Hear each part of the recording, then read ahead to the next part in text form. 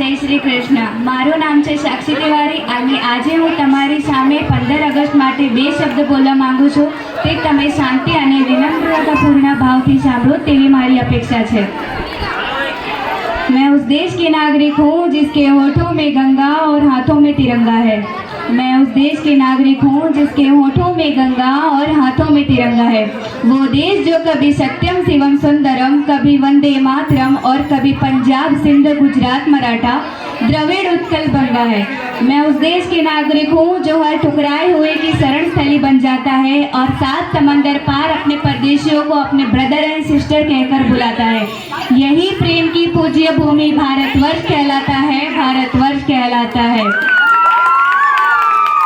हम फौजी हैं जनाब लेकिन बारूद से नहीं बने. हम फौजी हैं जनाब लेकिन बारूद से नहीं बने. ना ही हमारे सीने में दिल की जगह डायनामाइट और ना ही आंखों में पानी की जगह आग है. हम एकदम तुम्हारी तरह हैं. हमें भी जब अपनों की याद सताती है तो चैन की सांस नहीं ले पाते हैं.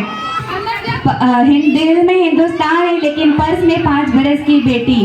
किसी की फोटो सीने से लगाकर सो जाते हैं तो किसी की दी हुई तावीज़ पहनकर खुश होते हैं. घर से जब चिट्ठी आती है तो लिफाफा चूम कर रोते हैं.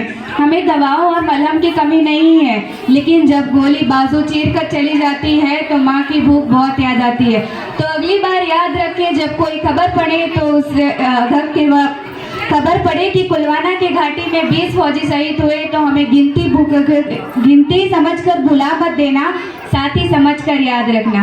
इसी बात पे अटल बिहारी वाजपेयी जी ने कहा था कि भारत कोई भूमि का टुकड़ा नहीं है, भारत एक जीता जागता राष्ट्र पुरुष है. अटल जी ने कहा था ये वंदन की धरती है, अभिनंदन की धरती है, ये अर्पण की भूमि है, ये तर्पण की भूमि है. इसकी नदी नदी हमारे लिए गंगा है और इसका कंकड़ कंकड़ हमारे लिए शंकर है. हम जिएंगे तो इस भारत के लिए और मरेंगे तो इस भारत के लिए. और मरने के बाद भी जब गंगा जल में हमारी बहती हुई अस्थियों को कोई कान लगाकर सुनेगा तो एक ही आवाज आएगी, वो है भारत माता